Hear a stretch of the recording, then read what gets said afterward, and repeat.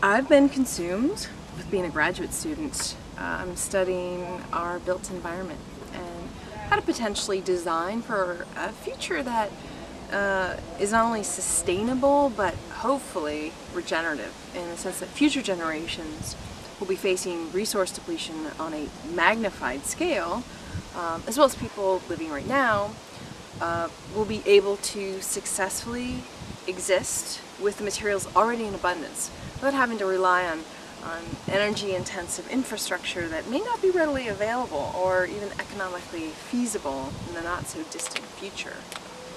I really hope to align the show with my studies.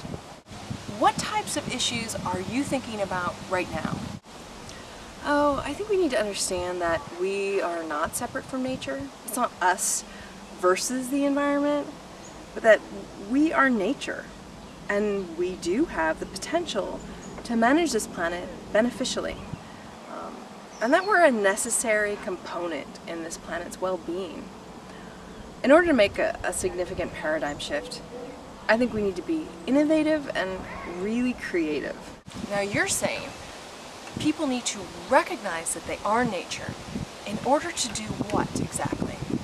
The motto that clanks around in my head more often than not these days is that the problem is the solution.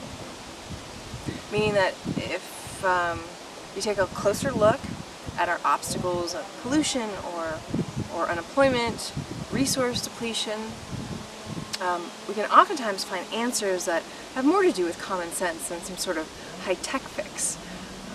So basically these are the types of solutions that I've been looking at, and I'm interested in finding others who are wrestling with these challenges and really manifesting dynamic solutions. I don't believe we should wait for technology or financial incentives to start this process of renovating a more harmonious and regenerative environment. Do you have an example? Okay, so we have this issue of fossil fuel depletion. We also have serious climate change problems coming at us. We've got rising unemployment. We have big agriculture in this country using fossil fuel-based pesticides and herbicides.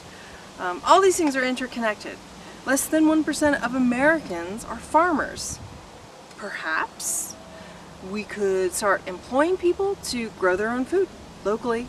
Sans fossil fuels, employment, local economy, more nutrient-rich food, less CO2. Hooray! One option. So you want to present the world with solution-oriented videos, correct? I want to make it clear too that my goal for the show is to give a voice to some possible solutions while continuing to raise awareness to peak oil. In no way am I advocating one type of remedy for one specific problem. I think when we're talking solutions, we all need to have many conversations about all the multiple ways in which we can mitigate or even solve some of our hurdles.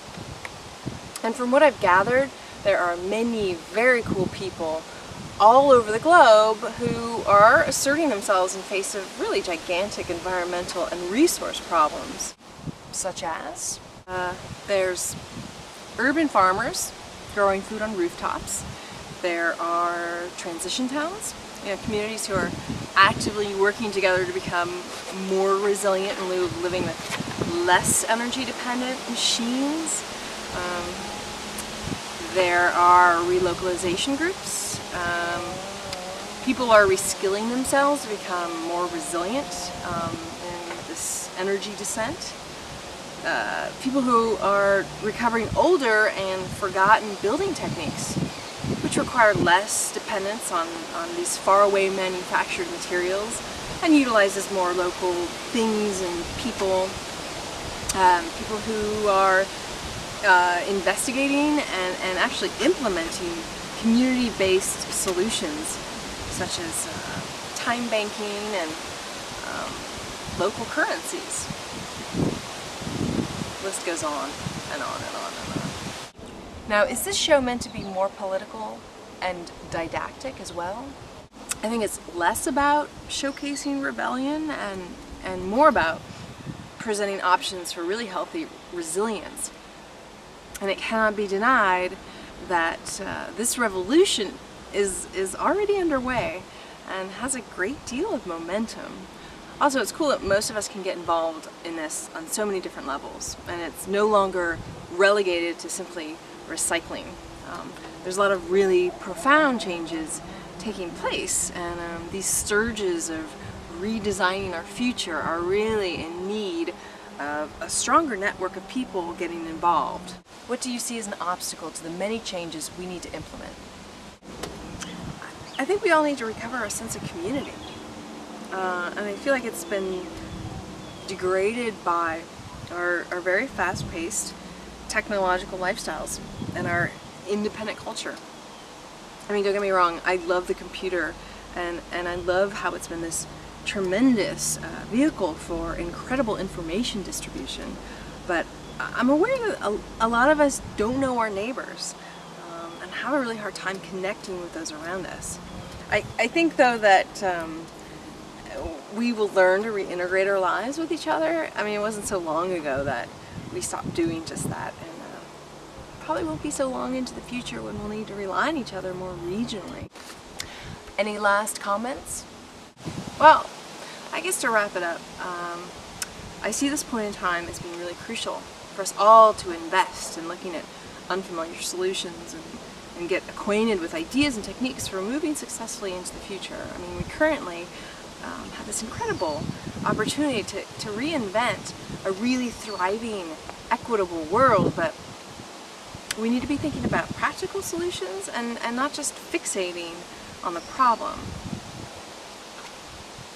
Well, KrisCan, thank you for sitting down with me and talking about your new trajectory for the show. Good luck. Can I plug the show? Okay. Watch the KrisCan show. It's really great. Okay. Am I supposed to dance now? Oh, sure. I don't want to dance. You dance. You want me to dance? You dance.